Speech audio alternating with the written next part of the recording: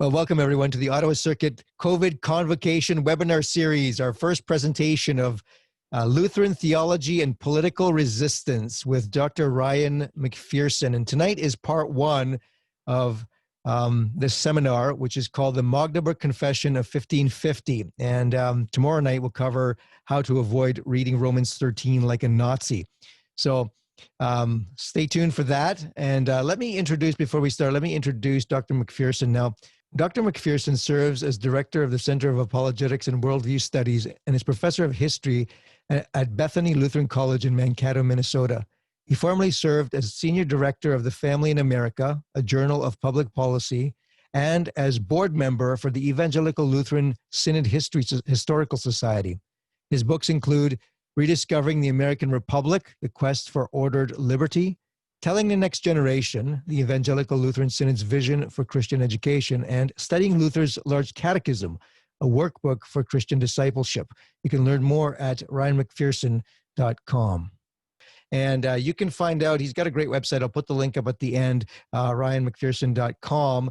And there's a lot of good stuff there. So Dr. MacPherson, you can introduce yourself if you've got anything else to add and just launch us into the topic. Okay, well, good evening, everyone, and thank you, Pastor, for that kind invitation and for this opportunity tonight and tomorrow night to talk with all of you about the Lutheran doctrine of the two kingdoms. What I'd like to do is begin with some words of introduction that will set the scene both for tonight and for tomorrow night. And then after that, I'll do a screen share as we look at the outline. There's a PDF handout that you may have received, and even if you didn't, you can get a copy later, and I'll be screen sharing parts of that throughout the course of the evening. So again, our topic this evening will be focused on the Magdeburg Confession of 1550, and then tomorrow evening, in part two, we'll be looking at some Lutherans who resisted the National Socialist regime during the course of the Second World War. But right now, I'd like to first offer just some broader comments of introduction to give us some anchor points in terms of Lutheran theology when it comes to the topic of church and state and how those are related. So let me begin then with that opening. The doctrine of the two kingdoms that exhorts Christians passively to obey all commands of the state, as commonly attributed to Martin Luther, originated around the year 1920. In other words, about 375 years after the Reformer's death. Now, Luther himself wrote frequently about two realms, two regiments, two kingdoms, the church and the secular society. But the formalized doctrine of the two kingdoms, according to which church and state must be strictly separated and citizens must obey the state virtually without question, was never Lutheran in more than name only. Dietrich Bonhoeffer appropriately called it pseudo-Lutheran. Although Bonhoeffer may have strayed from the confessional Lutheran tradition in some other ways, his articulation of the two kingdoms doctrine was squarely based on the Gnesio-Lutheran position exemplified in the Magdeburg Confession of 1550, with Bonhoeffer justifying his own political resistance to National Socialism by appeal also to Article 10 of the Formula of Concord, which requires that one take a stand against miscreants in both kingdoms when an audiophron has been abused. Bonhoeffer's collaboration with Hermann Sasse showed promise in the Bethel Declaration of 1933, but Sasse's struggle for Lutheran orthodoxy was soon eclipsed by Karl Barth's modern Reform theology that shaped the Barmen Declaration in the following year. The authentic Lutheran tradition, however, lived on in Norway, where Bishop Ivan Berggrav revisited Luther's writings in earnest and discovered, not unlike the Magdeburg Confessors and Bonhoeffer, that God had given officers within the church and within the state distinctive duties, distinctive roles, distinctive tools, distinctive purposes, according to which the Antichrist in both the church and the state may, and indeed sometimes must, be resisted in a manner consistent with one's vocation. Now, to be clear, neither Luther nor Bonhoeffer nor Berggrav advocated popular revolt. And although a civil magistrate may use force according to his office, those in the church have really but one weapon to wield, proclaiming the word of God. Faithfully and fearlessly, hundreds of pastors did precisely this when reciting from the Lutheran confessions as they resigned en masse from the Nazified Church of Norway on Easter Sunday, 1942. When it comes to the intersection of theology and politics, this, I argue, was confessional Lutheranism's finest hour of the 20th century. resonating powerfully also with the Magdeburg Confession of 1550 and the writings of Luther that preceded it. And so as we look now at Luther's doctrine of the two kingdoms, we're always tempted to make one mistake or the other, that you either merge the two kingdoms together, and that's problematic no matter which one you put on top, right? If you put the church as primary and you subsume the state to it, that ruins both church and state. Similarly, if you put the state as primary and you put the church underneath that, it again ruins God's plan for both church and state. So merging the two kingdoms is definitely a problem, but also separating them too much. When you separate them as if they have nothing to do with each other, then that also is a problem. And so Luther's position, if we just want to summarize it in one word, would be distinction. The distinction between church and state. Now, there's going to be some unpacking to what we mean by distinction, but that's at least the starting point. Kurt Marquardt put it this way: the most important distinction in the world is the distinction between distinct and separate. And so we'll be looking at that next. Let's just talk then about Luther's two kingdoms doctrine to set some background before we get into the Magdeburg Confession, which is our bigger focus here for today's presentation. So Luther's treatment of the two kingdoms cannot be understood apart from other doctrines that confessional Lutherans articulate in counter-distinction to tendencies that prevail in other church bodies. These peculiarly Lutheran emphases include the centrality of the means of grace, the gospel comes to us through the word and the sacraments, never from within us and never through law. The law-gospel distinction, including that idea, simul justus et peccator, that at the same time, paradoxically, we are a saint and a sinner. The doctrine of vocation, according to which what is permissible or dutiful for a person holding one office may not be permissible or dutiful for a person holding a different office. The distinction among the three orders in which our vocations are found: the household, the church, the state. The doctrine of adiaphora, concerning which we'll talk more later on. And also eschatology, which for Lutherans, this theology of the end times, eschatology, is decidedly amillennial, meaning that persecution, not perfection, is the church's expectation during that metaphorical 1,000 years that the book of Revelation speaks of, the time that we live in even now. So both Luther and the confessional Lutheran view of church-state relations is therefore quite a nuanced thing. It's pulled this way and that way by one doctrine or another. There's kind of a resulting equilibrium that yields a systematic theology that resonates with paradoxes rather than simplistic formulas. It's interesting to note that the Lutheran Church lacks any specific polity for its own realm, right? Even within the church, the question of church governance is left largely open. Much less so does the Lutheran Church try to impose any kind of political philosophy upon the state. Although Luther and his theological compatriots wrote frequently about the two kingdoms, the reader must strain to find within the pages of the Book of Concord a neatly packaged doctrine concerning the proper relationship between church and civil government. The fluency with which an American like myself might utter the phrase church and state risks confusing the issue when we read the Lutheran confessions. You see, the Augsburg Confession contains an article entitled Of Civil Affairs, which is expanded in the Apology under the title of Political Order, but neither of these articles focuses upon the authority of civil government as such. Rather, it has to do with the morality of individual Christians exercising legitimate civil offices. Can you be a judge? Can you be a soldier and still be a Christian? Things like that. And also participating in legitimate civil affairs, owning property, getting married, and so on. The Formula of Concord similarly avoids any systematic formulation of what today we might call church-state relations. It focuses instead upon how a person's distinct vocations within the state permit full political and economic participation in the kingdom of the left without compromising the doctrine of sanctification as taught within the kingdom of the right. Accordingly, the formula rejects as intolerable the Anabaptist teaching that a Christian must remove himself from secular affairs in order to become more holy. So instead of sharply separating church from state, we find the emphasis now within the small-called articles, another part of the Book of Concord, to be the rescue of the state from the grasp of the apostate church. You see, bishops do not by divine right possess any civil authority over Christians. Therefore, excommunication goes only as far as the altar and cannot limit anyone's rights of citizenship in the secular realm. You find that in Part 3, Article 9. In Article 10, you discover that if the same man happens to be both bishop within the church and an administrator for the state, then that's permissible so long as he keeps his two vocations distinct, one and the same person holding two offices, in other words.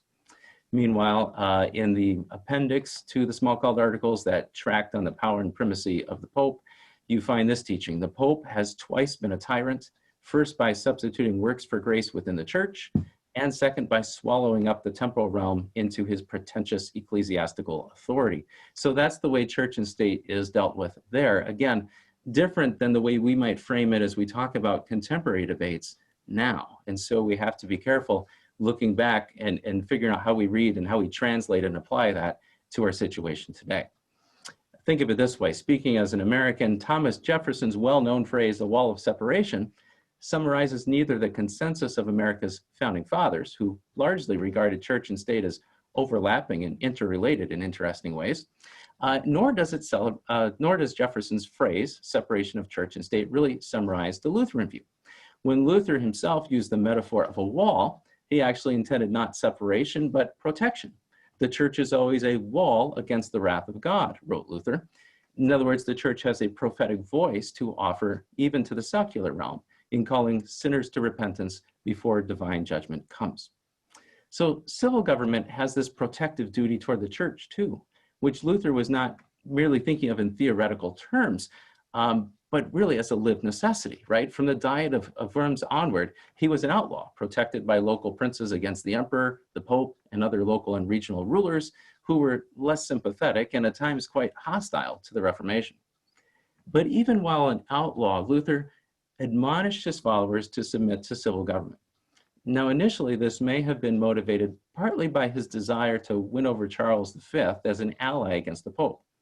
Luther's emphasis on submission to lawful authority certainly also responded to the historical reality of what goes wrong when people revolt. He was thinking of the peasant uprising of 1524 or 1525, instigated by the radical theologian Thomas Müntzer, and that revealed all too well the chaos that ensues for both church and state when God's order is not respected. In 1530, however, Luther came to realize an important threefold distinction between the authority that is ordained by God, the multiplicity of civil offices that partake of that authority, and the concrete person who may use or else abuse his God-ordained civil office.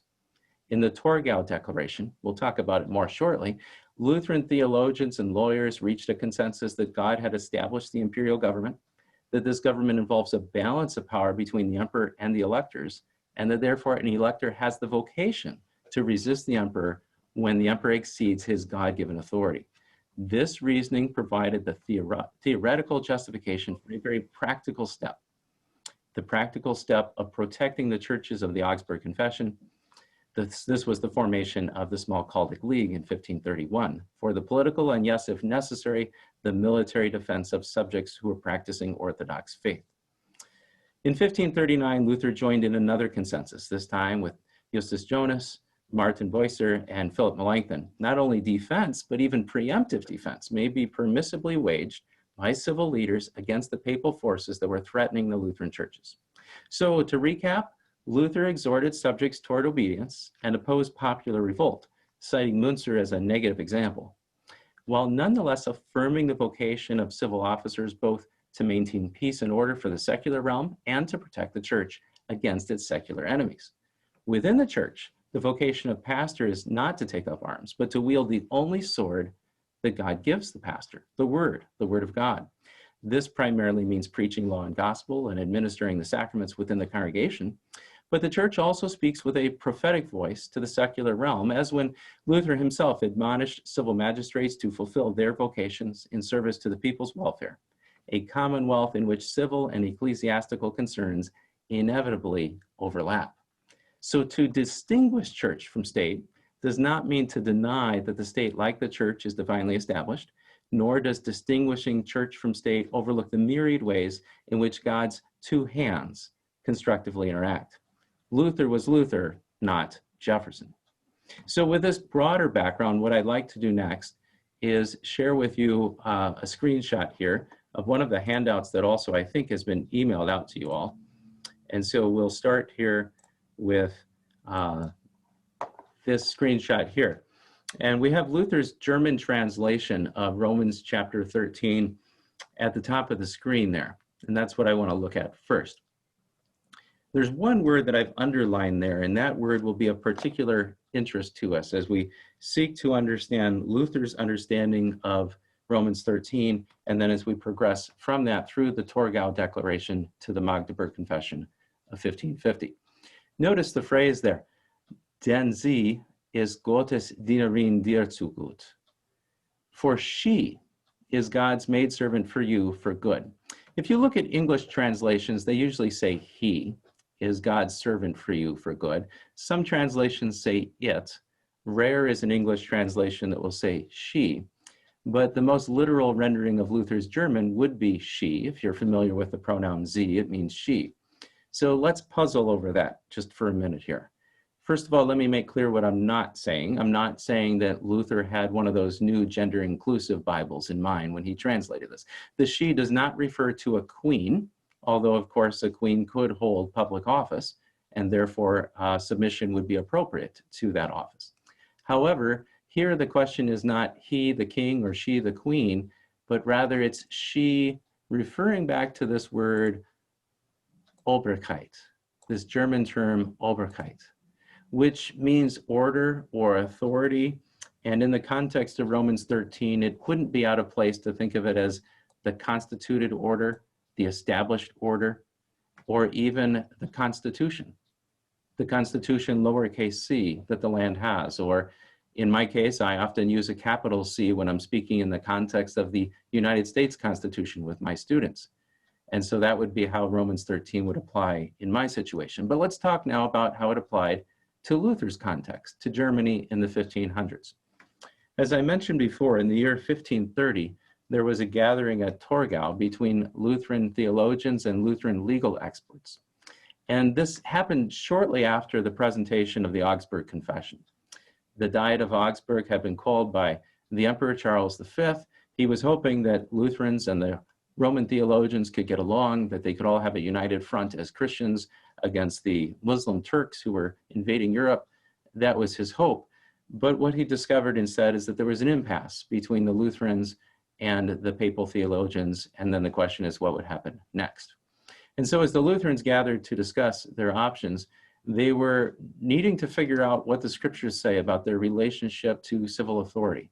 And what they determined is that Romans 13 does not require obedience to a person, but to an office, and that office is defined by a constitution. In other words, that idea of Obrigkeit, God's orderly authority or arrangement of authority. The Constitution defines offices in relation to each other, such that not even the Holy Roman Emperor holds absolute power. The local electors hold Charles V in check. That next point is rather important. We often have in our heads this doctrine known as the divine right of kings. Sometimes it's even called the medieval doctrine of the divine right of kings, as if everyone during the Middle Ages, when politics was shaped by the church so much, thought that the king possessed all authority from God, and to question the king was like questioning God. Well, that doctrine actually is more of an early modern doctrine. It was just now beginning to take form in the 1500s, and by the 1600s, it really solidified even more. The proper medieval understanding is actually much closer to what we're finding in the Torgau Declaration here, that the king, yes, has power, but so do others. The emperor, yes, has power, but not absolutely. So this phrase here, the local electors were to hold Charles V in check, was very important for the Lutherans to realize. And it was the Lutheran legal experts who said, listen, theologians, this is actually the political order that we have. The electors choose who the emperor is. If they have the authority to elect the to elect the emperor, then doesn't it follow logically that they also have the authority to depose the emperor? And those who may depose the emperor also have the authority to do something less than that, such as keep the emperor in check. So what this led to was this conclusion number 3. If the emperor exceeds the constitutional limits of his office, the lesser magistrates, such as the imperial electors, in other words, the dukes and margraves and landgraves and so forth, who serve in electoral Saxony and other areas in what we today call Germany, that they have the authority to correct or even to depose the emperor. And it was on this basis that the Smalkaldic League was formed for the protection of Lutherans in the German states from the emperor and his, what eventually emerged as a full-fledged alliance between the emperor and the Pope. So that was the Torgau Declaration, established during Luther's own lifetime in 1530. Now, Luther died in 1546, and following his death, Charles V thought he had an opportunity. Charles V thought that what he could do is finally eradicate the Lutheran churches, and so the Pope and the Emperor formed a military alliance. Troops were dispatched into the German states, and one by one, the various cities fell. Hundreds of pastors were forced into exile, fleeing with their wives and children. The one city that really withheld longer than anyone else was the city of Magdeburg.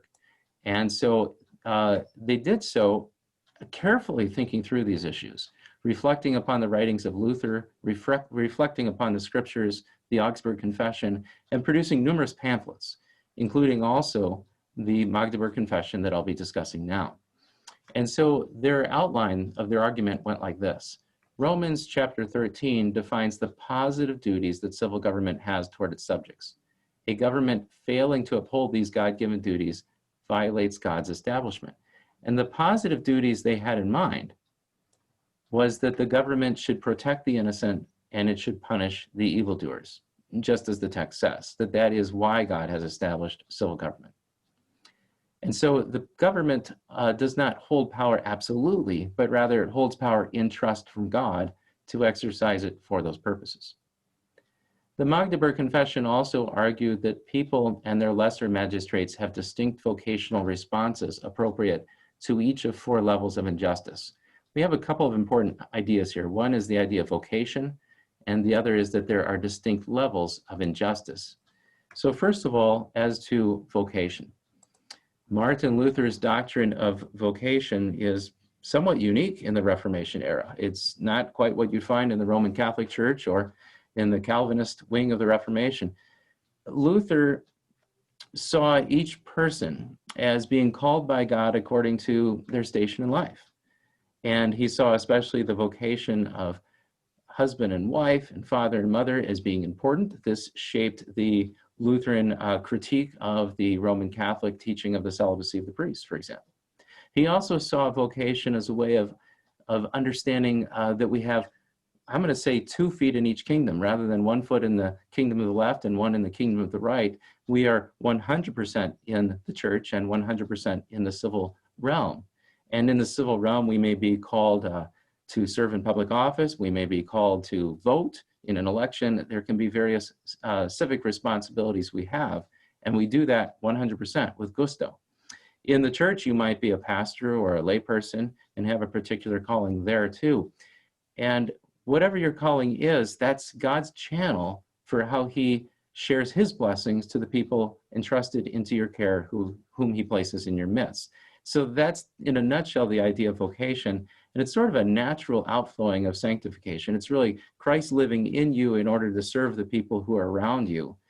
And for Luther, it also helps to define the question, what is a good work? Certainly not something you do to try to merit your salvation, but rather those works follow naturally as a fruit of faith with Christ living in you, with you being a new creation in Christ Jesus. But the particular good works you have are going to vary according to your station in life. And so that's the notion of vocation. You're going to see that come up very centrally in the Magdeburg Confession when I share the next document with you. And then the other part is the idea that it's not an all or nothing. It's not a matter of we either serve the government 100% and we obey every last little thing the government says, or else we are completely, violent in the streets and on the border of anarchy. Rather, there are lots of middle positions, and that those need to be proportionate to the situation. So it'll take me just a minute to get the other document ready here.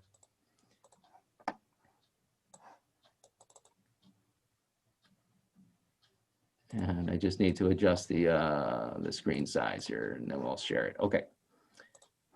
So here comes the Magdeburg Confession, and again, you also have this in a PDF form that you may refer to later as well. So 4 levels of injustice, 1, 2, 3, and then down at the bottom, number 4. And then we have two different broad categories of vocation. One would be the people in general, and then the other here would be the lower magistrates, those who have a civil office. There also was a discussion of the role of the pastors. Primarily, the role of the pastors is simply to proclaim the word of God, and then leave the actions that we're about to describe to the people and the lower magistrates who serve in civil government. So first, this idea of a not excessively atrocious injustice. When a ruler, as a result of natural weakness, falls into the occasional vice of misusing his office, there was a recognition that no one is perfect, that every civil leader will fumble around and make mistakes. And so the question is, what do you do in situations like that? And the answer was that the people should quietly bear it in patience. So if you're merely a citizen and someone who holds an office of public trust has made a mistake, just grin and bear it. That's going to happen. That's how life goes this side of heaven, and just let it be when it's at level 1.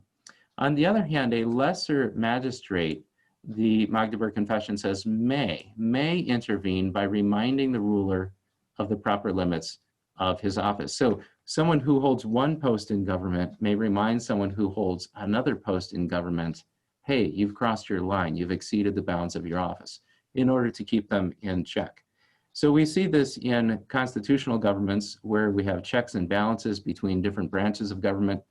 I teach this to my students at Bethany when we talk about the United States Constitution, for example, but they saw this also in 16th century Germany, where the local electors could hold in check the emperor or others by reminding them of the limits of their office.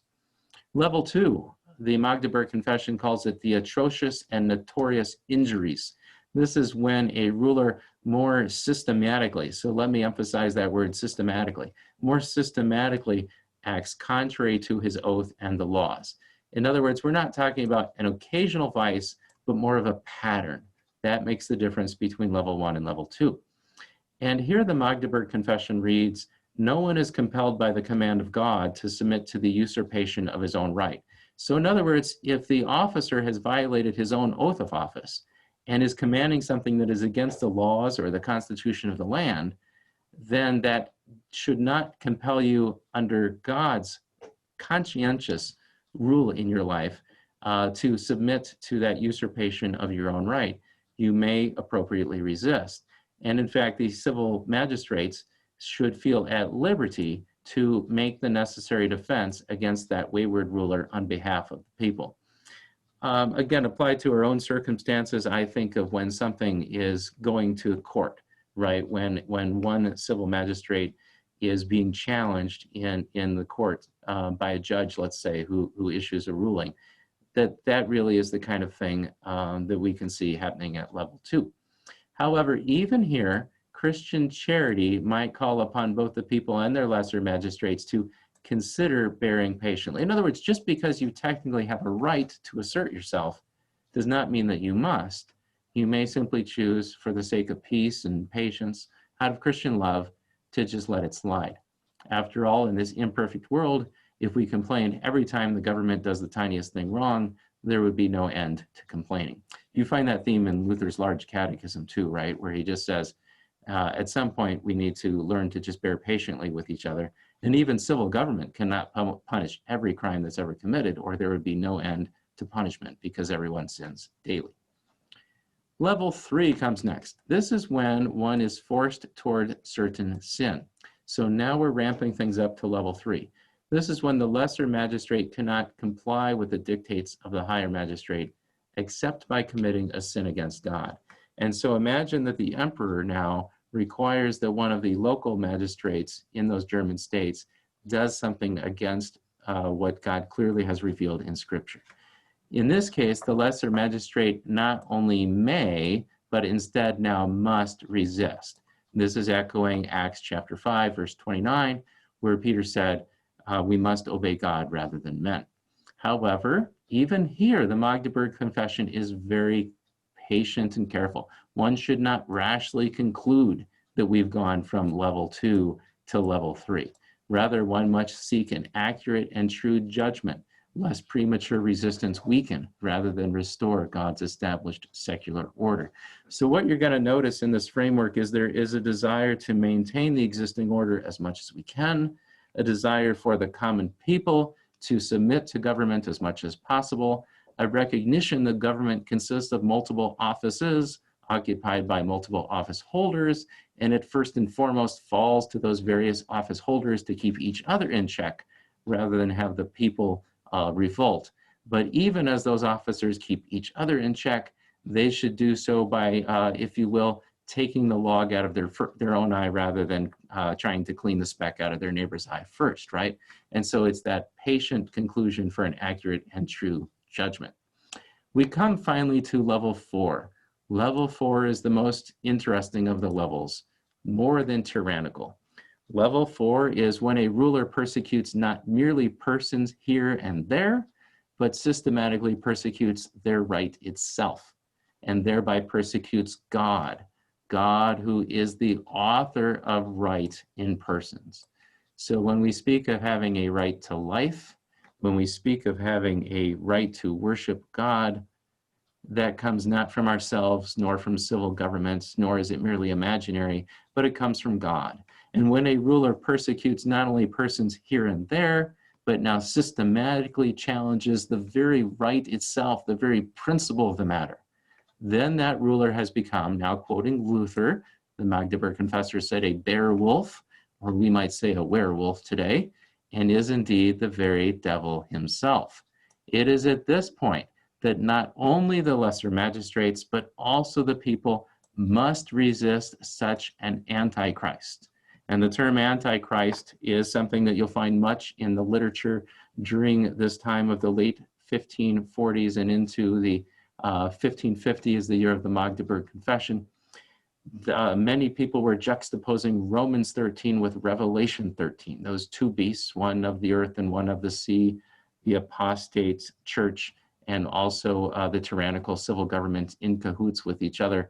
And so the idea is when you have a government that is more than tyrannical, because it now challenges even God's own principle that he created us and that he has endowed us with rights, then really the government is at war with God at that point. It has become an antichrist. Now, at this point, you might be wondering, what about Romans chapter 13? I thought Romans chapter 13 said we should submit to the government. So how do we get such wiggle room at levels 2 and 3 to begin resisting, and even a mandate at level 4 to outright resist the government?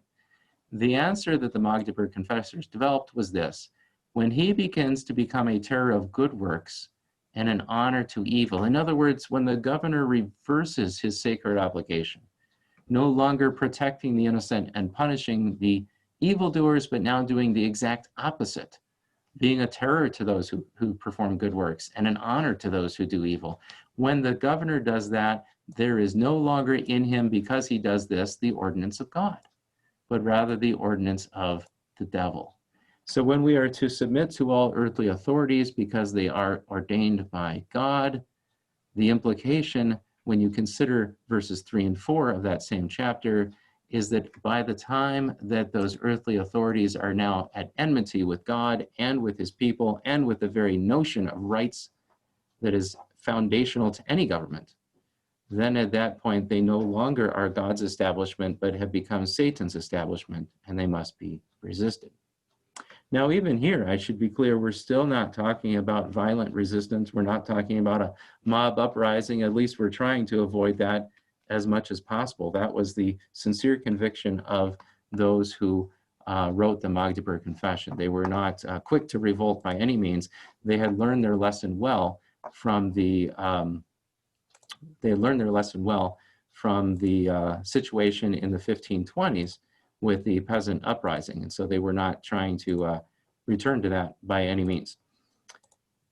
Now, what I'd like to do next is return to your other handout again, as we review some of the points of the Magdeburg Confession, and then look also at the Formula of Concord for some concluding remarks, and then we'll open it up to Q&A.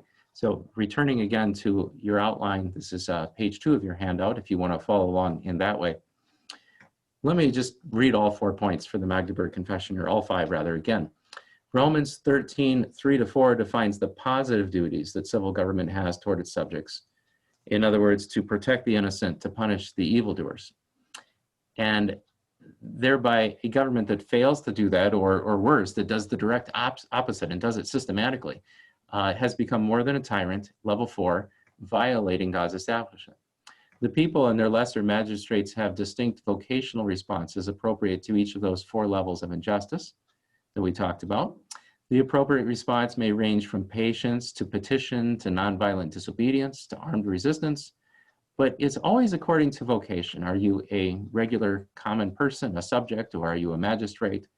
That recognizing that God has placed each person differently, and that those vocations are offices that they hold by God's blessing and for the blessing of the people around them. Number 4, the people should not revolt as a mob. Rather, their magistrates should work through God's established order to preserve or, if needed, to restore lawful authority. And I think that's helpful to remember. There's this concept of lawful authority. You'll find that in the Augsburg Confession, Article 16. Lawful civil ordinances is one common translation of a phrase in there. And so aiming to preserve that Obrigkeit, as we find in Luther's German translation. And if it's not there anymore, then restore it, bring it back. So this is not violence in the streets. This is not chaos. This is not anarchy. This is a desire to preserve and, when needed, to restore God's good blessing of lawful authority. At that highest level of injustice, number 4, you really no longer have a state, but rather an imposter state, and often married to an imposter church that have usurped God's establishment of both the church and the state, and the people must resist this Antichrist. Again, let's think about what had happened in the context of the Magdeburg Confession. So during the late 1540s, we have the Augsburg interim, the Leipzig interim, these attempts by the Catholic Church to, on the one hand, force the Lutherans to become Roman Catholic again, but on the other hand, to do it in a clever way by offering what at first appeared to be concessions, right, certain compromises, and then urging the Lutherans to adopt some of these compromise positions in their liturgical practices and so forth. And out of their refusal to compromise on any doctrinal point, and even their refusal to compromise on some things that perhaps in a different context might be acceptable, but given the context were found to be intolerable, it's out of that refusal to make those doctrinal concessions that the Lutherans found themselves the political opponents being assailed by the armies of Charles V that again had formed an alliance with the papacy in terms of troops and funding as well. And so it was a usurper of church and a usurper of state that had exceeded the offices of each of those kingdoms, forming a new kind of beast, a werewolf, as Luther said. And it was for that reason that the Magdeburg confessors withstood a 400-day siege, actually. And then the result was that Duke Maurice of Saxony, who was the local leader leading the troops on behalf of the emperor, he finally gave up. After 400 days, he realized, well, this is kind of a waste. And he actually switched sides opportunistically. He restyled himself as sort of the liberator of the Lutherans. And then he began to push some of the papal and imperial forces out of the German states, and Lutheranism was able to flourish again. And so that shows you that the courage that the Lutherans at Magdeburg had for their stand bore some good fruits, not only in the material or political sense there of restoring some liberty to worship, but more importantly in the stand that they took for the cause of the gospel and the example that they left for us all. And that example was noticed in 20, 30 years later as the Formula of Concord was coming into being written. So I'd like to share next just a few points from Article 10 of the Formula of Concord, where we see some of the points from the Magdeburg Confession echoed. So Article 10 of the Formula of Concord deals with the topic of indifferent matters or adiaphora. And the first summary point is that an indifferent matter no longer is indifferent in the context of controversy and scandal. And again, the key example of this would have been during the time of the Augsburg and Leipzig interims, when the context of that controversy with the papal forces created really a scandal for the gospel, because these different concessions were being forced upon the Lutherans in order to maintain their ability to worship, and the gospel itself was being clouded up, because the clarity of the gospel that says we're saved by grace and not by works, was all being muddied by the necessity of joining the Roman Catholics in certain outward ceremonies, you might say. So with that as the context, the teaching is that a matter that otherwise may have been indifferent, you can have this liturgical rite or that liturgical rite, neither one is commanded nor forbidden in Scripture, so why not have a little variety? But in the context of controversy and scandal, the principle was no, you can't. And the other principle that was at stake wasn't just the gospel, but also, again, the church-state distinction, because those two kingdoms had been completely merged by the late 1540s there. And so with that in mind, the Formula of Concord teaches that an adiaphoron that ordinarily is permissible for the church, permissible becomes intolerable as soon as a corrupt leader of church or state attempts to compel it. And to accept a compromise under such circumstances would result in denying the truth. Whenever an abuse of authority illegitimately binds Christian consciences and obscures the gospel, resistance to such pseudo-authority is not merely permissible, but necessary. And I think, again, this is helpful to call it pseudo-authority. The recognition that under Romans 13, there are legitimate civil offices that ought to be respected as God's established order.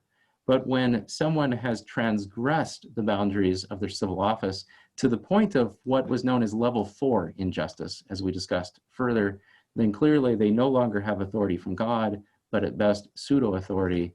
Any authority they have is under the auspices of Satan, for which reasons God's people must resist and oppose them. So this concludes my presentation for the first of our two sessions.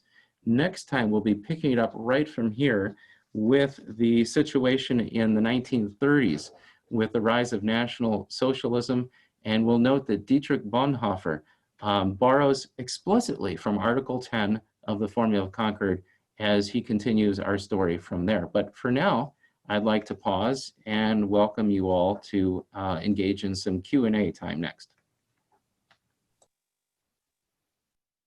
All right, just a little bit of housekeeping before we launch into that. I noticed at least one of you, Ethan, there has found the Q&A box. And so there's a couple ways to do this. I noticed that Marius at the mark there at the beginning put up his hand, and I can, I don't see that on my end, but on your end, there's some raise your hand feature somewhere, and I can enable you to talk. So that's one way that we can ask some questions. The other way is to put it into the Q&A box. So that's different from the chat box, which is the typical Zoom thing. I've turned the chat box off. Well, you can ask a question there too, but it scrolls up and we lose it. Whereas in the Q&A box, you'll be able to ask a question, and then Dr. MacPherson can answer it, and we can mark it as answered and move it over. And you can vote up or vote down questions as well. So vote each other off the island or whatever you want. But let's the first question while people are thinking about this is from Ethan there. And Dr. MacPherson, do you have the Q&A box open there? Can you see it? I do. Yes, I can go ahead and read All right. that. So yeah, I'll read the question, and then you can respond to it. So what is meant by quote unquote right, and who defines them? If God has defined them, is there a comprehensive list of them? Okay. Yeah, great question. So if you read Luther, and Melanchthon would be another good source on this during these years, there is probably the best place to look would be their development of natural law theory. And so the idea of natural law being that God has written into our hearts his own revelation of good versus evil, of what's moral versus immoral, and that we have the gift of a conscience in order to be able to see what that natural law is. Now, it's complicated because the fall into sin, of course, gives us a warping of our conscience so that it's no longer as reliable as it otherwise should be. But nonetheless, the expectation is that something still remains of God's revelation in the human heart so that we can know these things. another angle on natural law is what was called the jus gentium, the law of the nations.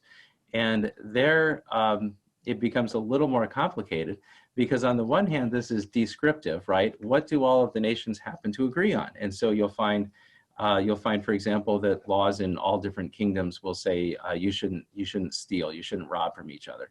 That there will be laws against murder in all different kinds of kingdoms all around the world.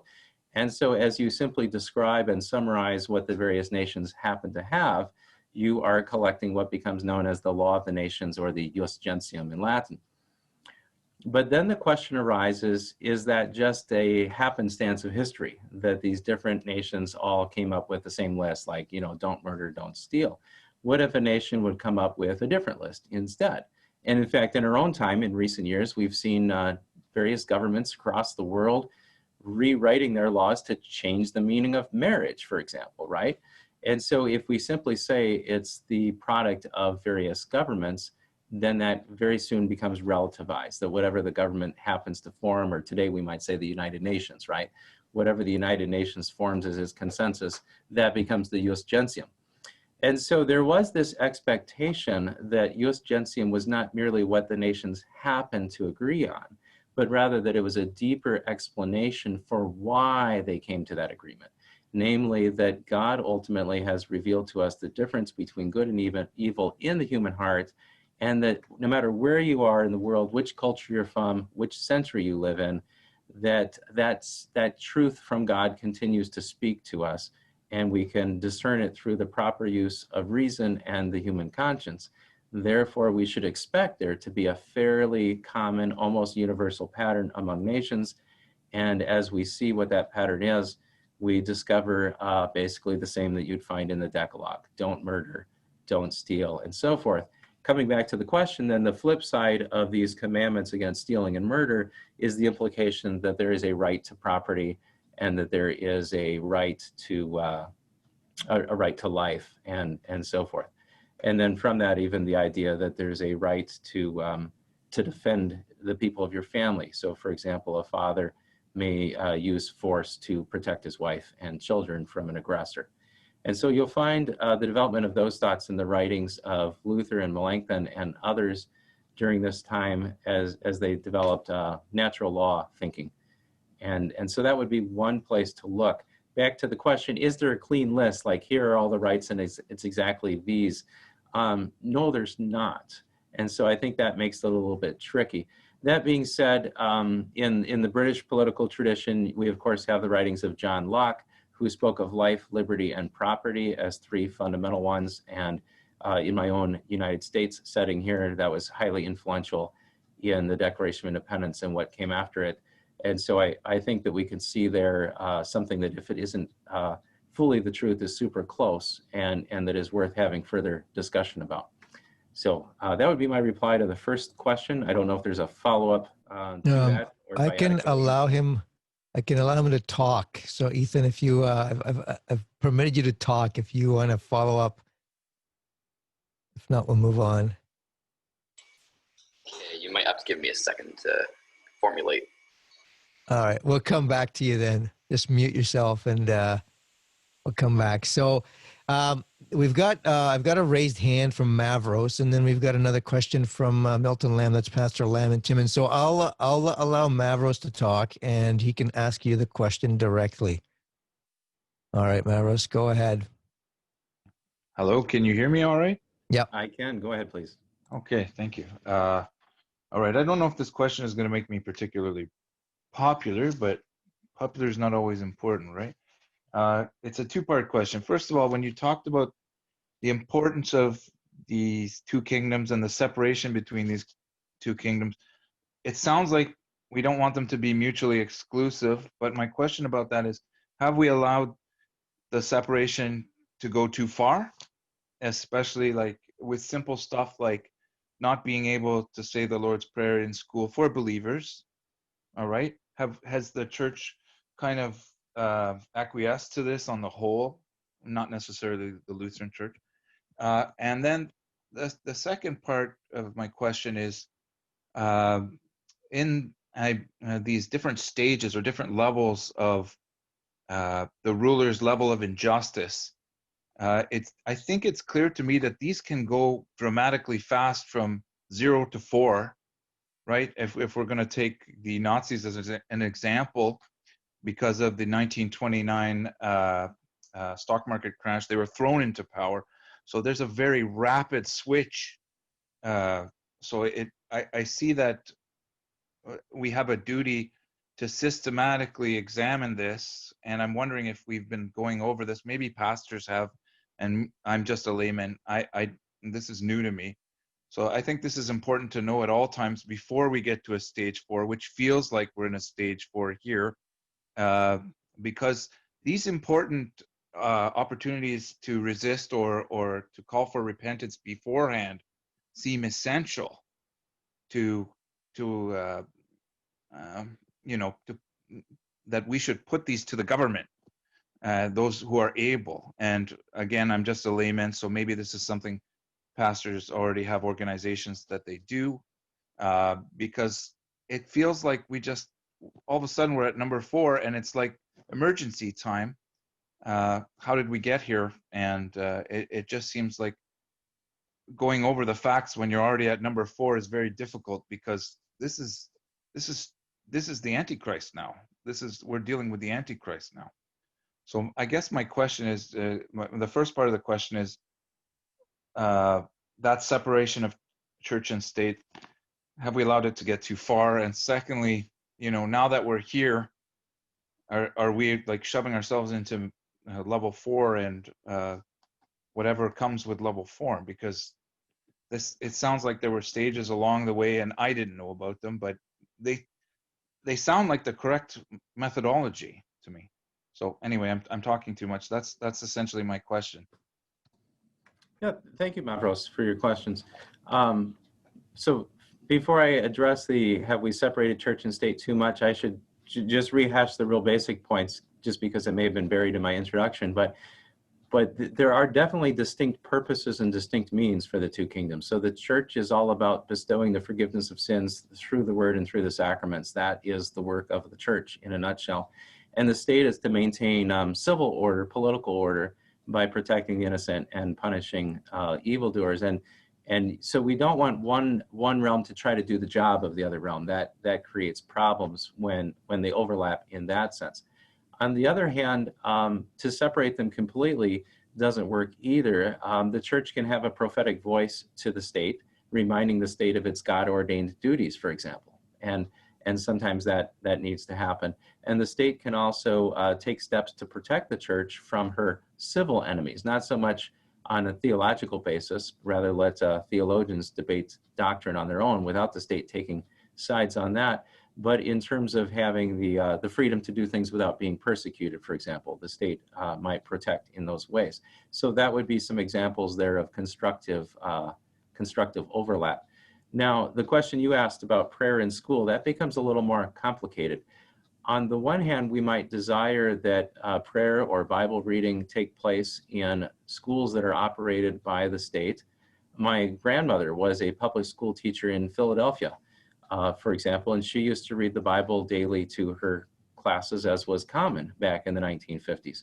And in our country, the Supreme Court ruled in the 1960s to remove that. On the one hand, we can see that as a part of secularization, and it leads to a downhill spiral, right, for the state.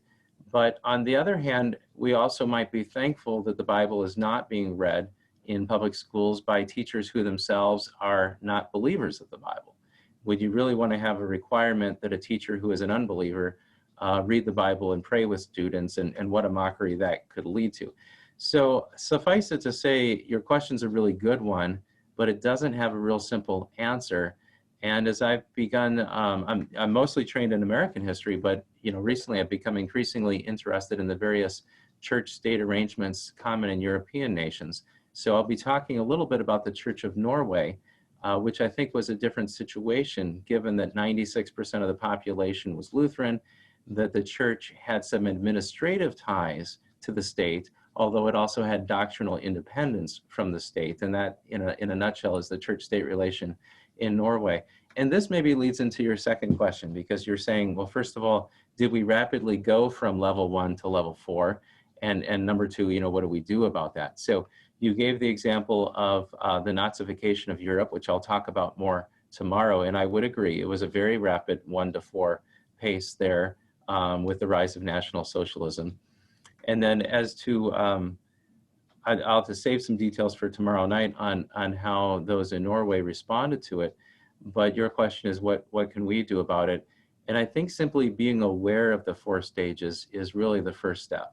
Because, you know, many people, myself included, before reading the Magdeburg Confession, I thought of it as kind of an either or, you know, either you obey the government or you resist. And I knew that when Daniel was asked to stop praying and when his 3 friends were told to bow down to Nebuchadnezzar's statue, the right thing to do then was to resist, because that's already level 4, right?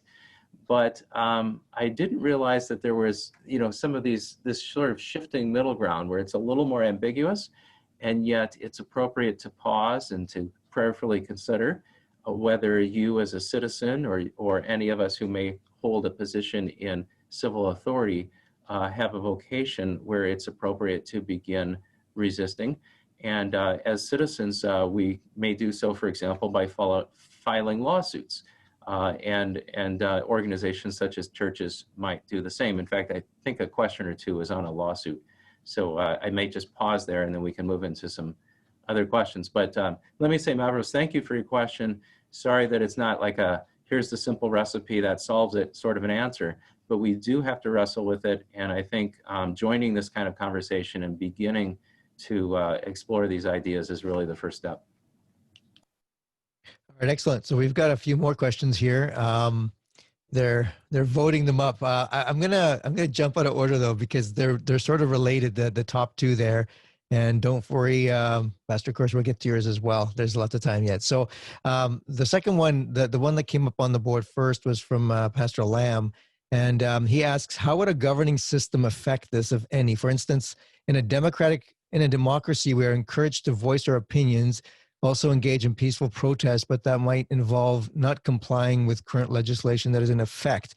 And then he mentions the Michigan Supreme Court struck down some of the lockdown measures that the government put in place. And this is, I was writing out a similar question to this, is just in, you know, the Luther's Day or the day of the Magdeburg Confession, you've got this order of magistrates, and the people really didn't think of themselves as having that much say in the governing process. Whereas for us, sometimes the only recourse is, as you just mentioned it, through lawsuits or through civil liberties unions or churches suing the government and whatnot. And so how do we think of that in terms of going through the stages? I know in Canada we have, it's really none of the magistrates are doing anything for the civil liberty side.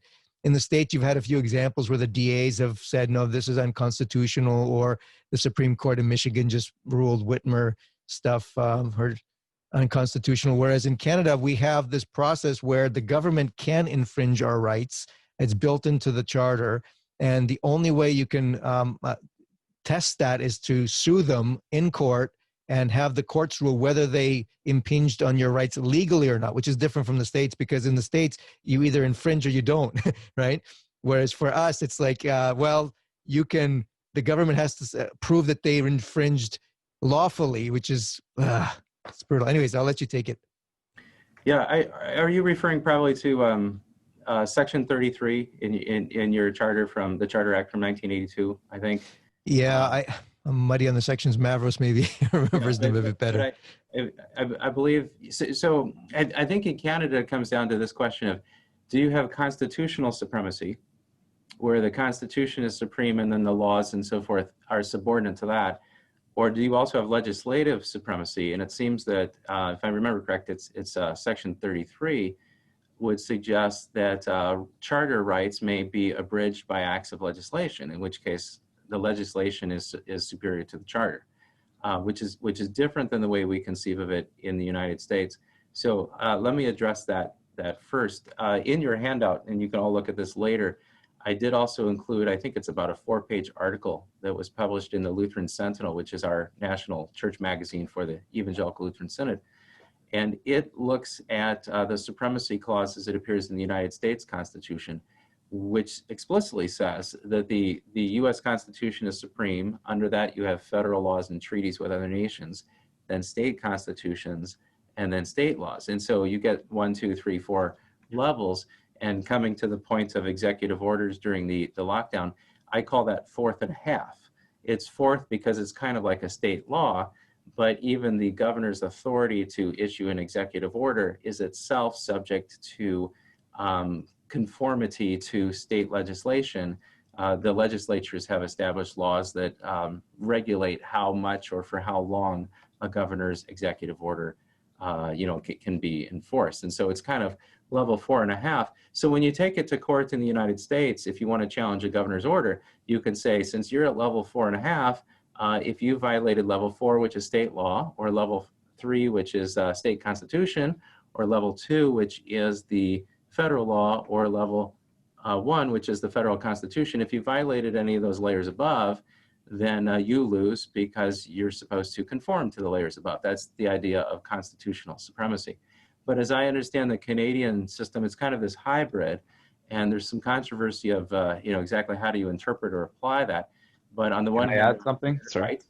Right, I think it's 2A is your right to religious liberty, but then Section 33 says that state policies may abridge those, and so I think it's a little trickier. But I would still argue that you have the power of the press to some degree, right? To agitate for this. You have the power of the ballot to agitate for a change in offices. And then you do have the ability to seek recourse in the courts. And so, you're not without peaceful, lawful options to try. That's problematic, the suggestions you've given there, two of them. The freedom of the press is being greatly challenged in Canada to the point where the government openly flaunts there is a part of the charter that allows for freedom of the press, so it's constitutionally enshrined, right? But it doesn't matter. The government overrides that and doesn't have to explain it. It's not being held accountable right now. We're seeing this happen in real time. It's a real big problem. The other thing you said was relying on the Constitution for religious liberty, I think. And we saw a recent case in 2018 of Trinity Western University was trying to get this law school that had a code to the law school where you couldn't fornicate or engage in homosexual activities. And of course, the Supreme Court struck it down. So we have a constitution that's enshrined, but it's subject to the Supreme Court of Canada. And that's because this is really moral relativism, which you spoke about, I think, a little bit in your talk, that's going on and happening in real time. They're changing it as they go along because some of the clauses within that charter, within that constitution, have opened the law up to interpretation because of purposeful nebulous writing, right? The devil literally is in the left out details. So what's interesting here is that when we're looking at the phases in the Magdeburg Confession and you're looking at these, the ways to petition or the way to go to court and resist, there's problems here because the court itself is corrupt. And we have what is effectively judicial dictatorship in Canada because they can override, rewrite legislation without permission from Parliament. And I would say the states, you at least have, I think there's a judicial supremacy in my opinion, you can correct me if I'm wrong, but at least there's some accountability to the voters because there's voting on these Supreme Court candidates. We don't even have that. They're appointed by the Prime Minister. There doesn't have to be discussion. There doesn't have to be anything like that. So it's interesting because there's a lot of problems even in the procedures of bringing these forward when the system itself has been corrupted, including the Constitution. We don't have the advantage the Americans have, I think, in my opinion. Yeah, I would second that, MacPherson, just keep things moving. But the Trinity Western situation was such that the government ruled that yes, the rights of Christians that over that university was infringed, but they ruled that their priorities of inclusivity and all the leftist ideals superseded the rights of the Christian institution. And so they upheld that decision of the law societies to disallow them to have a Christian law school on this Christian university. So it's a really, I would say we are in this murky judicial tyranny in a sense, because the charter is written in such a way that it can be reinterpreted by successive generation of activist judges, and we have very little input, if none, to that. So right, and let me just ask some a clarifying question. So I was aware of that, and that was one of the cases I had in mind, that it is problematic. Now we have cases that come out similarly in our situation. The Obergefell case of 2015, legalizing same-sex marriage nationwide, went through the motions of appealing to the Constitution and so forth, but most legal scholars would agree that it was a rather sloppy decision. Even if you agree with the outcome, you would have to recognize that it was quite a stretch. So there's sort of this semblance of constitutionality that I think we're experiencing in both of our nations. It may be that Canada has gone farther down that path than the United States, and so that's the question I guess I'd like to clarify. I think most Americans still see it as hit or miss. You might try the courts again because it might just work this time. Yes, we get a lot of losses, but we get some wins. And when I say losses, I don't just mean like my side loss, but I mean like the constituted order loss, like the judicial tyranny that you're talking about. So I guess I'd just like to hear from you briefly. Do you still see some wins, or is it only losses? And again, wins in the sense that the ruling was fair, not just heavy-handed. I think, yeah, go ahead, Maris. I'll let Pastor answer it. Okay. I think that there are some wins on certain civil liberties, because I know certain lawyers are even now challenging and have successfully challenged the government on broader civil liberties. But when it comes to the moral side of things, we're seeing mostly losses. We actually have this other court system that is aside from the regular court system, called these human rights tribunals. And these are basically kangaroo courts that then once you end up in there, these are unelected people, all basically leftists. And it's a horror show what comes out of those courts. And they're separate. So it's not possible to challenge legally in the regular courts the decisions that they make. And that's where we see the big losses on, the bakers having to pay the huge fines because they wouldn't bake the cake and all that kind of stuff. So it's worse, definitely worse than the US on this, I would say. Now there might be others that would disagree, so in America, at the national scene, it's pretty bad. The Ninth Circuit, which is what includes California and other Western states, that's pretty bad. You find some other circuits that are a little more favorable. So it's sometimes it's I actually categorized. Sorry to interrupt. I actually categorized and summarized, I think, the most recent 23 big decisions since 1982, and it's just a whack of bad news. Trinity Western actually did fight for Christian rights before this and won. So there are small incidences of this happening that are good, but in the long run, they're overridden, I think is all I would add to what Pastor said, which I entirely agree with.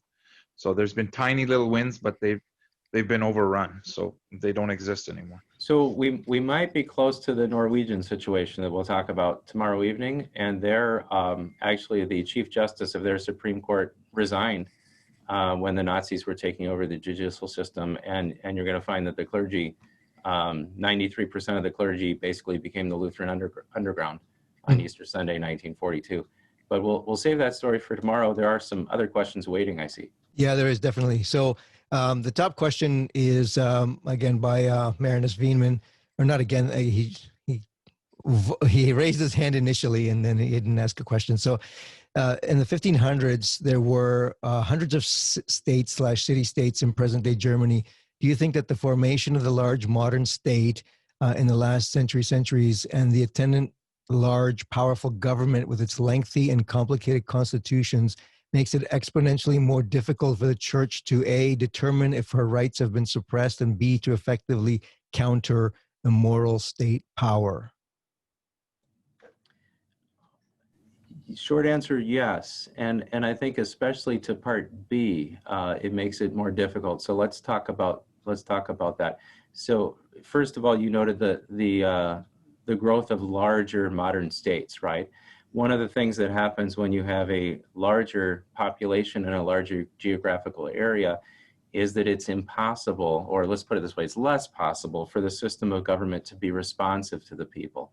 And arguably every government has some democratic layer, some way that it's responsive to the will of the people, if not even a monarch or a tsar, at least being aware of public opinion and taking that into consideration, right? Even if there aren't direct official channels. But certainly whenever you have any kind of elected representation in parliament, the closer that, or in Congress in my context, right? The closer those people are to the people whom they're elected to serve, the clearer the communication channels are, and the greater the opportunity is for the elected officials to remain in touch with whether or not the people's rights are being preserved or violated, and able to adjust the government accordingly. So the growth of large states is indeed part of that story of the modern era. And it tends to also feed the growth of tyranny, to summarize that quickly. That also makes it difficult to effectively counter immoral state power, was your point B, especially when you have long and unwieldy and convoluted constitutions to which have been appended multiple series of case law coming out, and you end up with this endless lived tradition of, well, what does the text really mean, and which text should we be looking at anyway? And so that makes it very difficult as well to even know how to frame the debate, right? How to make your case. Now for part A, does it make it harder for the church to determine if her rights have been suppressed? I think there the question depends back to our definition of rights. If it's unclear what the civil government guarantees to the church because of these reasons we've just noted, then yes, it is more difficult for the church to know whether her rights have been suppressed. On the other hand, there are certain rights that and duties indeed, that God himself has directly assigned to the church, and that should be quite clear. So I'll give you an example that came out of the state of Connecticut with all the COVID policies, and to be clear, some of these policies are very commonsensical, very intended to promote public health, so I don't want to sound like I'm 100% opposed to everything that every state has done in the COVID era.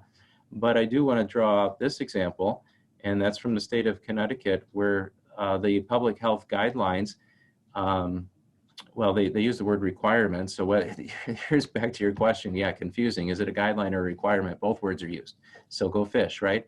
But where the public health authorities are saying that the precious blood of Christ shall not be distributed during Holy Communion. And that's a direct quote, the precious blood of Christ, which I find to be odd for a couple of reasons. One, you'd think the government, when speaking about this, would just call it wine, because the government, as the government, really knows nothing of faith in the words of institution, and the idea that it's a sacrament and that Christ is truly present with the gifts of his body and blood. But that's what they call it. And then the other odd thing is, you would think if they're concerned about public health, maybe they let people have the bread but not the wine. Somehow that sounds a little safer to me. Or excuse me, they let people have the wine, not the bread. That sounds safer to me, because the bread could be moldy and wine at least is made of alcohol, which might kill things. So there's some weird things going on in terms of what even is the rationale that the state has in order to advance that. But my point is that the church should recognize right away, alarm bells should be going off, because Christ himself has instituted this sacrament with both his body and his blood, with both the bread and the wine. And for the state to suddenly tell the church how the church must conduct herself when it comes to the level of the sacraments, that truly is a level 4 tyranny.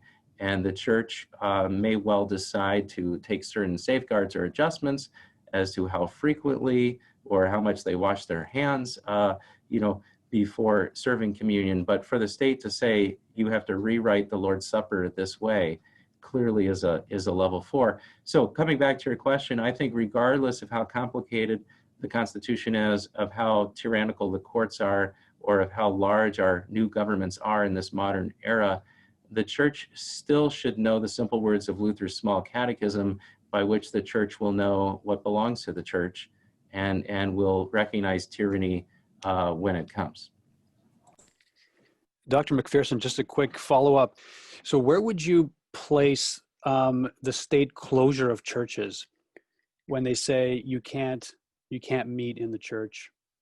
How would you place that in the levels? I would probably place that in the realm of 2 or 3, although it could become 4. And the reason I place it in 2 or 3, remember with 3, there's kind of that clause of it takes some patient thinking to figure out which level you're at, right? There's some ambiguity. And so you're kind of the sliding scale at 2 and 3. And, if a hurricane's coming, I'm thinking of a situation, the hurricane's coming, the civil authorities say, nail plywood to all your windows, get out of town by 3 p.m., the hurricane's coming. I think for the state to tell churches that they should be closed, or at least we're not offering you any protection if you want to stay open because the whole city's evacuating, I don't see that as tyranny. And so I don't think I could have a principle that says the state should never tell the church to close. I think that there might be some extreme circumstances in which the state does that. Again, a hurricane's coming, everyone evacuate, probably is a circumstance where I'm not going to go file a lawsuit against the government for doing that. The question is when you do it and it becomes long-term, and you do it and you're in a county like I am that presently has 0 hospitalizations for COVID, then you ask yourself, here we are 6 months later, we have 0 hospitalizations for COVID. We're hearing now that most people are asymptomatic through the course of their illness, that yes, there are ways we can protect the more vulnerable, and we'd love to do that. We can sit every other pew, we can do a number of things, but to say we can't meet at all, I think clearly now you're at least level 3, and there may come a time when we would call that level 4. I know of many churches in more than one nation. I know of the situation of where they're meeting anyway, where some of them are meeting and locking the doors for their own protection. And I can't say that what they're doing is immoral, strictly speaking. I cannot say that what they're doing is immoral. If there's a hurricane coming and you choose not to evacuate, I would say that that's imprudent. And I might even say that that's immoral, that there's a better way. Yes, let's have a prayer and devotion and let's flee. And then let's have 2 or 3 gather somewhere else in exile from the hurricane. But when an entire population, most of whom are still healthy, has been turned into shut-ins, and in one state when our governor said that the pizza delivery man can come to the door and bring beer and pizza, but your pastor cannot come to your front door to bring communion, to bring bread and wine and have the Lord's Supper in your home with you, that is clearly a violation of rights in general. It happens also to be a violation of our First Amendment and of case law explaining how the court should apply the First Amendment, and that's part of why that lawsuit prevailed on behalf of the churches. But even if that lawsuit had failed and the courts had gone the other way, I would maintain that pastors would be in their right to deliver the Lord's Supper to those in need. Again, prudent safeguards may still be called for. There are ways to love your neighbor as yourself and to be concerned about the spread of contagion, but there is also another calling that particularly pastors have to preach God's word in season and out of season and to administer the sacraments. So in summary, it could become level 4, but it's probably 2 or 3. And tonight's conversation is part of that process that the level 3 involves of thinking through it carefully. Thank you. All right, fantastic. We've got another question here by Pastor Korsch, and this is in a slightly different vein, so give us send us in a slightly different direction. The Magdeburg Confession is interesting, he writes. It reads like the creation of Lutheran dogmatic theologians. Beyond Formula Concord, Article 10, can you think of other parts of the Magdeburg that make it into the Formula of Concord? Yeah, so Article 10 is the clearest place because it's part of that adiaphoristic controversy that gets resolved in Article 10, and Article 10 effectively is rubber stamping the Magdeburg Confession, even though not naming it, by name. But I would say there's kind of a correspondence or an echo in other parts of the Lutheran confessions, at least, as some of which was written before Magdeburg, right? But in terms of understanding that civil offices are good and holy works of God, right, that we're called to hold civil offices, and that the church also is a good and holy office to hold, to which some of us are called, and that each of those are ultimately, you know, God's work, the left kingdom and the right kingdom, and so forth. And so there definitely is that kind of echoing. But I think in the Formula of Concord itself, you know, many of the other controversies being addressed there had to do with Christology and the Lord's Supper, you know, versus the crypto-Calvinists and that kind of thing.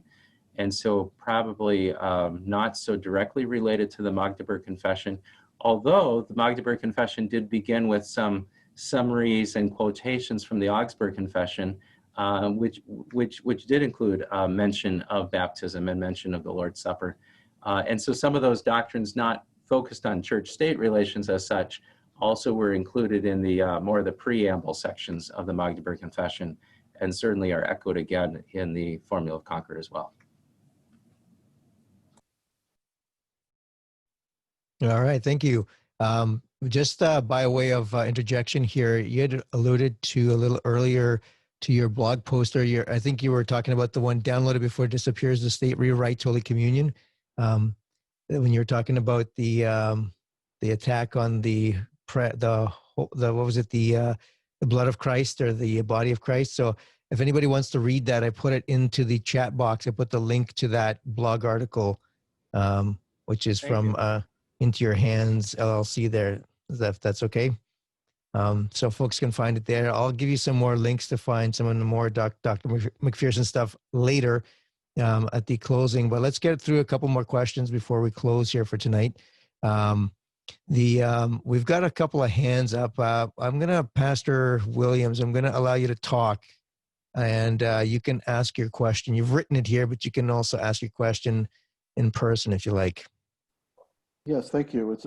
Thank you very much for your presentation. It's very interesting. I'm thinking how this whole discussion is looking at the church as not just being merely completely passive in the face of an oppressive government, but that it can take a very active defense of herself and also pushback against the government, and that it has the place to do that. Having studied church history, I see that as something that would have been almost impossible in the early church against, say, the Romans. They just had to endure persecution, and maybe if a person had a vocation of something to be able to, in the Roman government, perhaps they could have pushed back there, but we have much more now that we can do. So I'm thinking of to what extent could the church itself, such as the Lutheran Church Canada, make official pushback against the government when it's acting in level 4, maybe even 2 and 3, either by officially saying, this is what our church stands for and what we are going to do together, not we proclaim to the government in our teaching vocation that what you're doing is wrong, and together as the pastors of our synod, we will stand against you. And then what could the LCC do, for instance, if it wanted to do that with other church bodies in this sort of a active cooperation in externals? There are certain things that are theologically distinctive about Lutheranism that we alone would have to say, as a theological statement against them, but there are general things that we might hold in common that we might be able to say together with Reformed churches, maybe even other non-Christian churches. I'm just asking you, explore what is possible within all of that.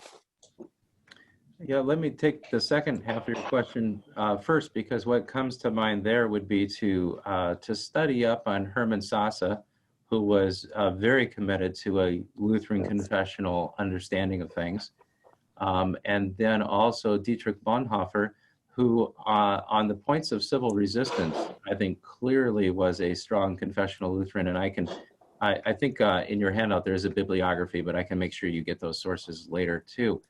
Now, Bonhoeffer was weaker with respect to his confessional Lutheranism, or lack of it, you may say, on some other points, because he was caught up in the ecumenical movement, which is coming to the point of your question, right? To what extent can Lutherans cooperate with, say, the Reformed, cooperate in external matters in order to take a stand? And I think there are ways it can be done, but it's rather difficult to maintain the proper balance. And so maybe it's because I'm trained as a historian that I would encourage you to look at Sasse and Bonhoeffer and Karl Barth and that sort of movement in Germany in order to see, to learn from both the good and the bad there and formulate some lessons for yourself. When we talk about the Norwegian church next time too, there again, it's interesting because 96% of the people of Norway belong to the Church of Norway, which was a Lutheran church by confession.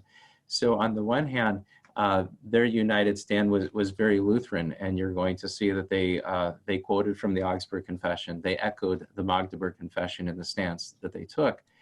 But on the other hand, the leading bishop who guided them and wrote most of the stuff that I'll be talking about, Ivan Berggraff, he also was caught up in the ecumenical movement and would go farther than you would be willing to go with that regard.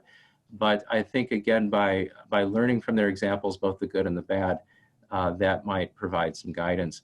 Now, on the practical nuts and bolts level, what might a church do?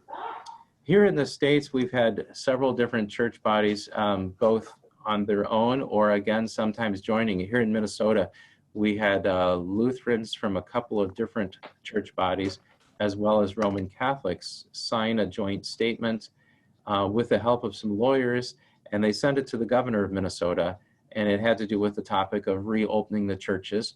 And basically, they were complaining, saying that businesses were now open at 50%, I think it was, and I'm trying to remember the chronology. There was a time when churches were closed and then churches could have 10 people and then 25% and then 50% capacity and so on. And the point is that business establishes were ahead of the church's schedule. And so they were saying this is unfair, especially in a nation that church's special privilege under the First Amendment for them to be lagging behind. And one of the approaches that this group took was actually to threaten to reopen. They said on Pentecost Sunday, we will reopen come what may, and we hope that you change the policy, but we're putting you on notice that we as the leaders of our church bodies are instructing our pastors within our church bodies to go ahead and resume public worship on Pentecost. So that's one approach. Others have instead filed a lawsuit where you ask the judge to put a temporary restraining order on the governor immediately until you have a chance for the case to be heard, and then a long-term solution to be worked out. And the most successful example of that would be down in, I believe it was in Kentucky. I think it was either Monday, Thursday, or Good Friday that the lawsuit was filed. On Saturday, Holy Saturday, the judge issued the decision, and on Easter Sunday, they were open for worship. And the basic argument following U.S. Case law was that there's this standard called heightened scrutiny in the courts, and the state, if it wants to limit religious free exercise, can only do so if there's a compelling state interest and if it's the least restrictive means toward that compelling interest. And those tests failed to be demonstrated. Therefore, the church was open. Now, again, in Canada, you have a different constitutional framework. You can't appeal to quite the same standard there, so you likely will not prevail to the extent that one could in the United States. It may be fruitless to file the lawsuit, which, coming back to Minnesota, is my surmising of what happened, because that governor already had been sued by another church. A hearing was scheduled. The hearing got delayed. Then the governor changed the executive order and said the whole thing was moot, except then the church resued under the new order because there still were details to be worked out. And it just became this long drawn out process that was going nowhere. So I suspect that that's the reason why the church leaders in Minnesota, again, from several Lutheran and Roman Catholic churches, joined their signatures on a common document. And rather than suing the governor in court, they put him on notice of, if you will, massive civil disobedience. Now, I myself, was shocked that they did that. And I thought that's probably not the most prudent path. Are we really at level 4 already? Was what I was scratching my head thinking about. But in this case, it did move him to the negotiating table. He took them seriously and was going to sit down with them. And then President Trump made some announcement and just told all the governors that they should loosen up on churches within a week or something. And so between those two things relaxed a little bit in Minnesota, though we still are quite restricted on the exact size and wearing masks and things of that sort as well. So those are some examples, but I'm sorry I don't have a just follow my 12-step program and that will solve all your problems. I think a lot's going to depend on local circumstances, and some of it comes down to just the practical issue of prudence. You know, is this likely to bear fruit in our circumstances, or should we try a different approach? Because I don't think you're commanded to go talk to a brick wall just because the brick wall is there. But if one of your magistrates is going to actually bend the ear to you and listen, then I think that that could be an opportunity to speak and to be heard and to make a difference. All right. Do we have time for that last question there? Or should we wrap it up? Is this the one by Joseph Bell up there? Yeah, that's right. Yeah. If that's the last one, why don't we take that one and wrap it up? Yeah, let's take that one, and then we can, whoever, I see Pastor Lamb still got his hand up, but we already read one of his questions, so he can come back tomorrow night and ask it. Go ahead. Oh, actually, I'm supposed to read it. Okay.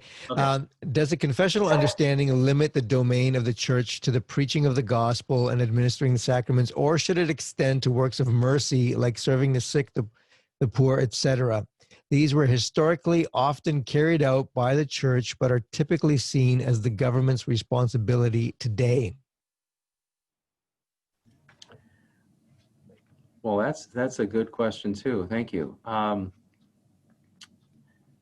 The marks of the church are that the word of God is preached in its truth and purity. The gospel is preached, right, and its purity, and that the sacraments are rightly administered. Those are the marks of the church.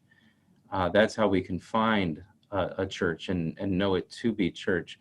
But that doesn't mean those are the only things that the church does. And so I think that works of mercy, as you note, serving the sick, the poor, also are appropriate to the church as well. Those are not the marks of the church, however, in part because those are acts also of civil righteousness that even the unbeliever in the fallen state has, to some limited degree, the ability to exhibit works of civil righteousness.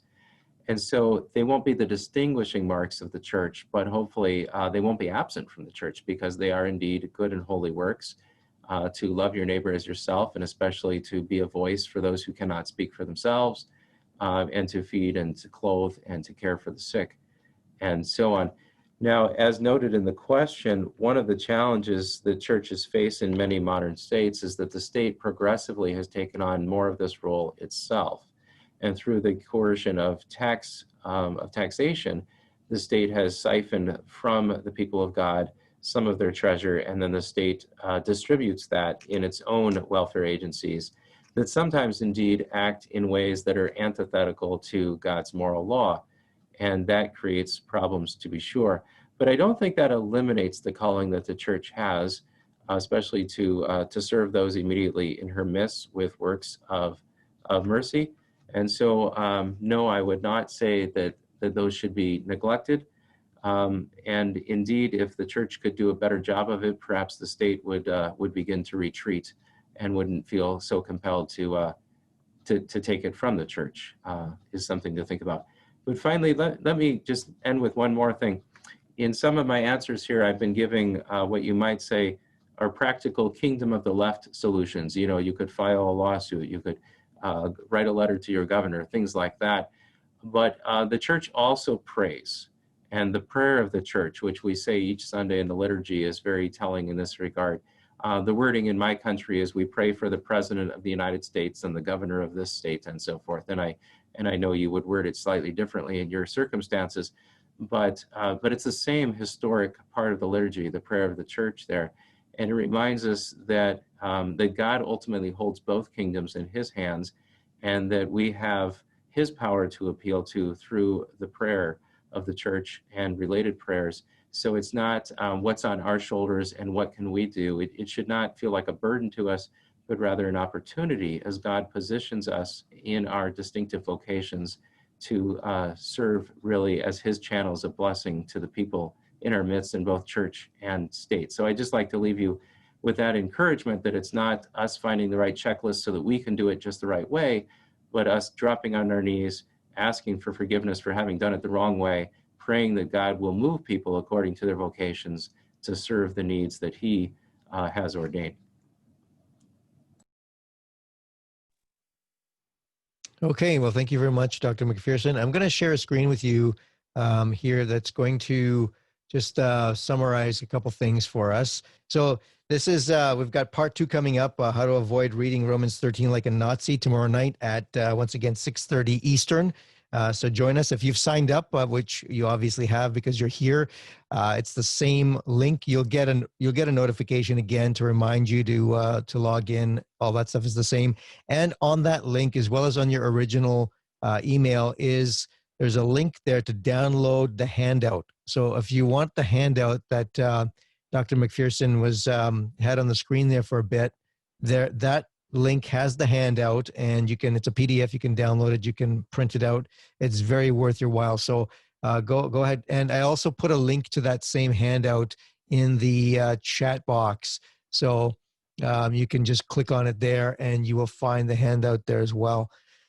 Now, also, I wanted to point you to Dr. MacPherson's website, ryancmacpherson.com, which has a lot of great material there, some of your other endeavors and whatnot. So check that out.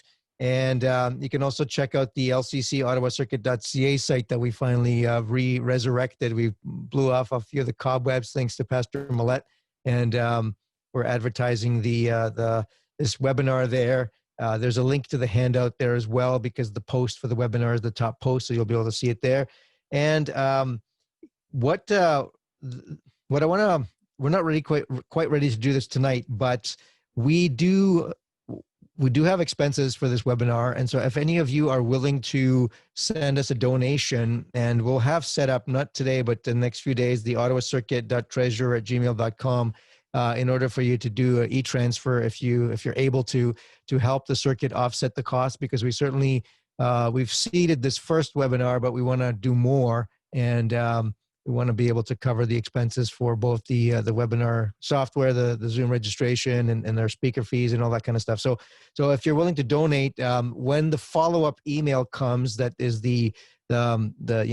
I think I set it to like 3 or 4 days after the webinar, you'll get this email automatically that will have some stuff in it, and a reminder to please donate if you do have the means to donate to cover the cost, so that we can do more of this kind of stuff. So that's there on the screen. Also, you see my email. You got my cell if you want to contact me for any reason. And God's blessing to you. And thank you very much, Dr. MacPherson. Oh, the other thing I wanted to mention was we did have a few wins. Those of you who are in Ontario might have signed the petition for Reopen Churches, ontariochurches.ca or something like that it was. And that was something that our Premier, Doug Ford, did listen to and actually referred to churches in the reopening stages. So that was worthwhile. And now the people that are behind this have another endeavor. And the title of it is the Niagara 2020 Declaration. I put a link in the chat box for that. You can follow it, and you'll see that it's a list of things that basically churches we're finding ourselves threatened. The civil liberties of churches are increasingly being threatened in Canada. And so this declaration, the Niagara 2020 Declaration, you can read it just below. There's just a bunch of preamble and a bunch of whereases. It's not written by Lutherans, but it's certainly theologically sound enough for Lutherans to sign on it. And so I'll send some details about this and encourage you all to look at it and look at it together with your congregations. Initially, I got the email about this from Pastor Williams, who's a member of our LCC CTCR. So, he certainly had a look at it, and thinks it's a very fine thing. So check that out. And I will also send one more link. This is from the Ezra Institute, and it's by Joe Boot, and he's one of the a pastor, I think, doctor as well. This article is very interesting because it talks about how it makes the case that, in fact, churches are on the brink of losing some of their rights in Canada. So I will take this link and I'll stick it into the chat box as well, and you can take a look at that because it does go over some interesting things if you haven't been paying attention. Now, you're probably here because you've been paying attention and are interested in this stuff, but there's some resources and we'll have a few more things. So thank you all for coming. The Lord's blessings to you. If anybody wants to stick around and maybe take a screenshot of your participant view, stick around and I'll promote you and we can just chat about how, if you've got feedback, what we can just chat about that, how things went. And if you, Dr. MacPherson, if you have any feedback or issues, let me know as well, either here or offline, and we can make sure that we get that sorted out before tomorrow's presentation. So thanks very much, folks, and Lord be with you all.